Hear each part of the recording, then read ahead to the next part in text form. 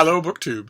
Today is Wednesday, and here in America, that's New Comic Book Day, when subhuman man-things shuffle to their local comic shop, their LCS, in order to look at and thumb through and besoil and block and misshelve, but not buy, the latest issues of all the comics that they disapprove of.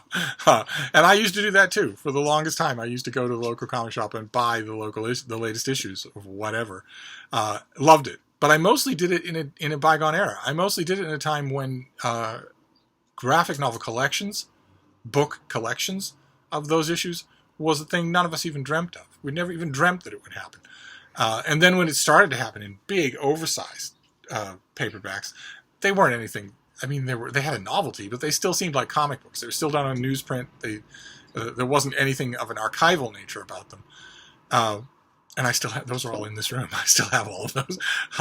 But so back then, if I wanted to follow the Defenders or Conan or the Mighty Thor or the Justice League or the Legion of Superheroes or Superboy or whatever, I had to buy the issues. If I wanted to find out what was in them, I had to buy them. And I got all involved in that culture. I bought them, I read them, I wrote letters to the editor. But now, that's not really necessary. In fact, the comic industry sort of voce discourages it, because the writers and artists now for any ongoing comic book will craft their individual story arcs just long enough to make a graphic novel. It's called trade pacing. They don't concern themselves so much anymore with the dramatic bang of one issue, because they're looking at the whole thing as constituent parts of a graphic novel, which is something that comics creators tend to do, but they tend to do it lazily.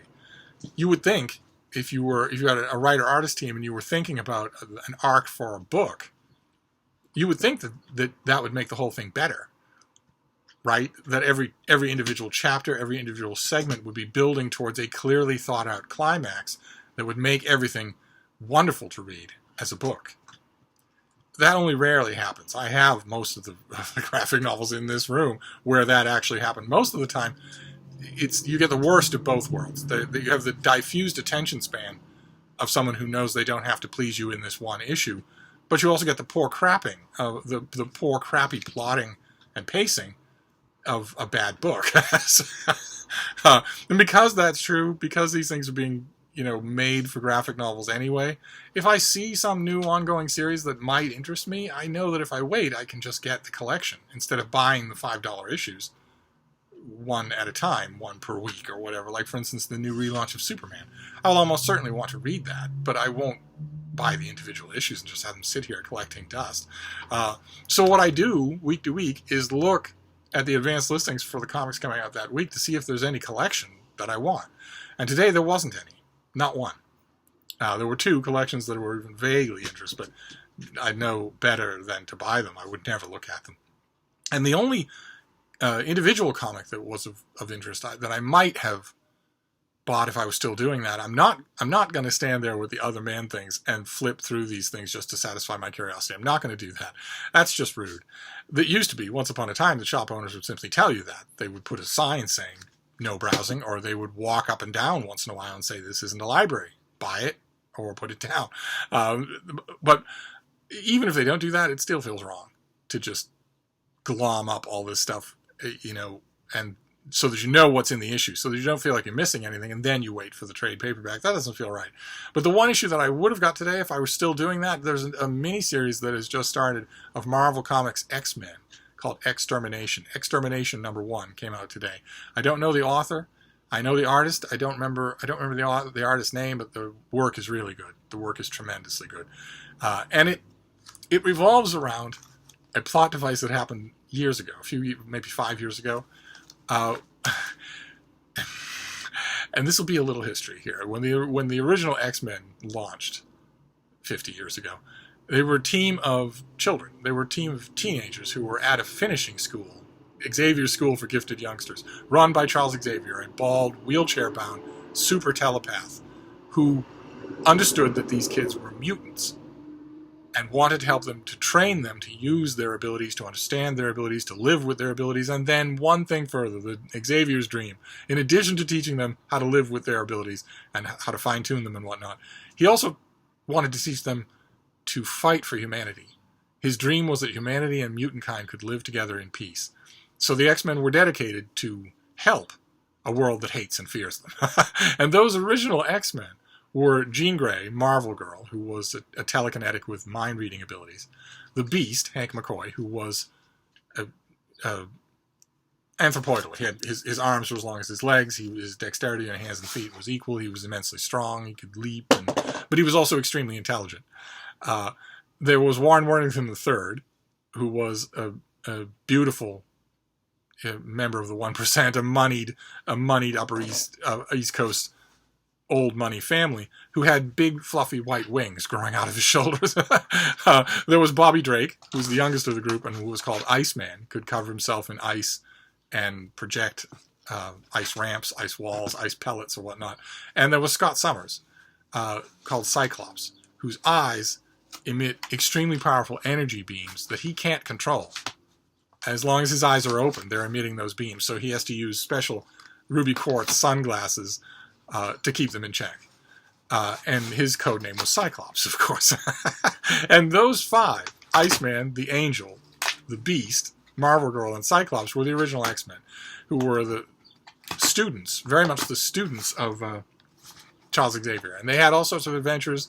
They had a great roster of supervillains. Magneto, the Master of Magnetism, the Vanisher, who could disappear and reappear at will, the Blob, Eunice the Untouchable. They had a whole bunch of really great villains. And they had a good run. Never inspired. The initial Stan Lee and Jack Kirby issues of the X-Men were never inspired in the way that you could feel a lightning bolt of inspiration go through their Avengers, for instance, or their Fantastic Four. Oh my God, very much so. Or a little later, their Thor. The X-Men always seemed like just another team. The adventures never really worked. The pacing, Kirby's panel-by-panel inspiration didn't seem to be with him for most of the time. And then Kirby left the book, and the adventures became even weaker and weaker. And then a different artist was brought on board, Neil Adams, and the writing was goosed up. The characters were older. There were additions. Cyclops, it turns out, has a superpowered brother, and that brother has a green-haired girlfriend who can control magnetism, much like Magneto, in a way that leads people to think she's his daughter. And those issues for a little while were very good again, and then that petered out as well, and the whole thing, for lack of sales, just was canceled. And then a little while passed, and then a writer named Chris Claremont rethought the X-Men. He relaunched it, got permission to relaunch the team with a bunch of new members, and got rid of almost all of the old members. He kept Professor X, he kept Jean Grey, he kept Scott Summers, because as many fans and as a couple of villains in the Chris Claremont run pointed out, Xavier and Scott Summers and Jean Grey are the heart and soul of the X-Men. So, of course, you're going to keep those three. You might get rid of everybody else, but you'll keep those three. And the new X-Men took off. The new characters, especially Wolverine, took off. That series was immensely popular, and so ran forever. And the stories were really good, and then mediocre, and then a new artist, John Byrne, was brought in, and they were terrific again. And then that lasted for a while, and then, just the natural cycle of an ongoing comic title, where the proprietors know that it can be immensely popular because they've seen it be immensely popular, so they're not going to cancel it. So they just keep it going. And if you don't constantly rotate your writers, and if you don't get the right people for the job, you're going to start to cannibalize that product very quickly. And unfortunately, with the X-Men, that happened. So that by the early 90s, the continuity and the backstory for the X-Men was an absolute Byzantine mess. Something that if you hadn't been following all along, it would take you probably 2 solid hours just to explain it to a newcomer. And a newcomer could not possibly understand one of those original issues. If they were a comics fan, they would dig in, they would make a long mental list of the stuff they don't get, and they would eventually, gradually pick it up. But it wasn't anything like the same thing as in earlier incarnations. And that process of cannibalization just kept going. It just kept getting more and more Byzantine, more and more inbred, more and more as Marvel, the X-Men branched out onto the screen, and also Marvel became addicted to big event storylines that had to have some massive dramatic pull-off at the end. And after years and years and years of that, the X-Men arrived at a place where Charles Xavier was dead. Cyclops was first turned into a horrible supervillain and then killed. And Jean Grey was killed. Not once, but twice. So they eventually reached a point where you have this mob of characters, some better thought out and better known than others: Storm, Nightcrawler, Colossus, Wolverine. But the heart and soul of the X-Men was gone. Jean Grey, Scott Summers, and Professor X were all dead in the main continuity line. And at one point, in these latter stories, in order to give the current X-Men hope, a feeling of purpose, in order to reconnect them with the idealism of Xavier's dream, the Beast, Hank McCoy, who was now a fully grown adult, had undergone a lot of secondary mutations, was now a big blue furry giant, used time travel technology to snatch the original 5 teenagers from the time stream of this reality or some alternate reality and bring them forward in time and just plop them down in the middle of this world, in the middle of all these older X-Men. I guess as some sort of beacon of hope. I never understood the plot line, even though I liked some of the original stories I thought were done really well and drawn beautifully. Stuart Immonen artwork, you don't ever want to miss his artwork. We have destruction going on, sorry. And those kids were brought forward in time and just sort of plopped down in the present era, where Professor Xavier is dead. There is no Jean Grey, and Cyclops is dead and died a villain. And I don't know, whatever I was expecting from that plot device, I was expecting that it would be over soon. You can't have walking time paradoxes just on their own team. I assumed that they would come, the writer would make a couple of points, maybe a couple of changes, and then Hank McCoy or somebody else would send them back where they came from, and we'd be back to having no time paradoxes on the team. Instead, that didn't happen. They just stuck around for year after year after year. And eventually, Jean Grey came back. Marvel brought her back.